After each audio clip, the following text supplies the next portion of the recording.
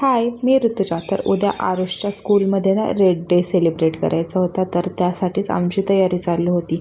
म्हणजे ना त्याला रेड कलरचे कपडे घालायचे होते, त्यानंतर खायलाही काहीतरी लाल कलरचंच द्यायचं होतं आणि काहीतरी लाल कलरची वस्तूही त्यांनी मागवली होती घरून.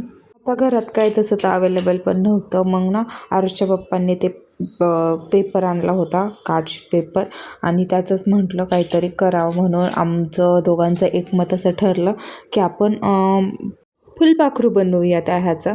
मग मी ना त्या ह्याच्यावर मार्क वगैरे करून ते पेपरवरती ना ते कट करून घेतलं होतं, पण ते असे जास्त फोल्ड होत होतं, जास्त असं ते ना राहत नव्हते एका जागेवर. त्याच्यामुळे ना पुन्हा मग मी पुष्टा घेतला, त्याच्यावरही पेन्सिलने मार्क करून घेतला आणि नंतर ते कट करत होते. आधी आरुषचे पप्पा बोलले, तू ते मार्क करून घे, मी तुला कट करून देतो, आणि नंतर बोलले की मला नाही येत. म्हणून ना मी त्यांच्याकडून रागाने ते हे घेतलं आणि अर्धं कट केलं होतं मी आणि अर्धं राहिलं होतं. तर पुन्हा त्यांनी माझ्याकडून घेतलं, म्हणले तुला काही येते दाखव, मी करतो कट म्हणून.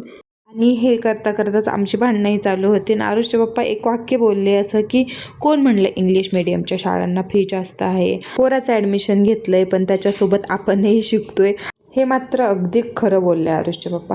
त्यानंतर आहे ना दुसऱ्या दिवशी माझी तयारी चालूच होती. आरुषचंही आवरलं होतं आणि त्याच्या टिफिनसाठी लाल कलरचे टिक्की बनवल्या होत्या, त्यानंतर ड्रॅगन फ्रूट, डाळिंब, अशा लाल कलरच्याच गोष्टी सगळ्या दिल्या होत्या. आणि असं काहीसं दिसत होतं माझं लेकरू. एकच फोटो काढून दिला त्याने, काही जास्त फोटो काढून दिले नाहीत मला.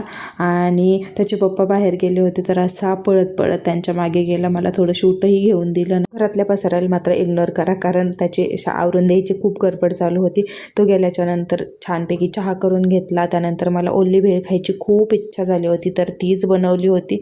आणि आरुषच्या पप्पांना मटकी भेळ आवडते, अशी ओली भेळ नाही आवडत, आणि ती मी बनवली होती. तर त्यांनी आधी त्यांना म्हणजे आवडली नाही, तरी पण छान झाली असं म्हणत होतात. त्यांना मी म्हटलं खरं काय, ते आधी जी रिॲक्शन दिली होती तीच खरी होती ना, म्हणून ते हसत होते. आरू स्कूलमधून आल्याच्या नंतर आम्हाला गावाला जायचं होतं, बसने जाणार होतो आम्ही, पण आहे ना पाऊस निघायच्या वेळेलाच चालू झाला, त्याच्यामुळे आमचा तो प्लॅन कॅन्सल झाला.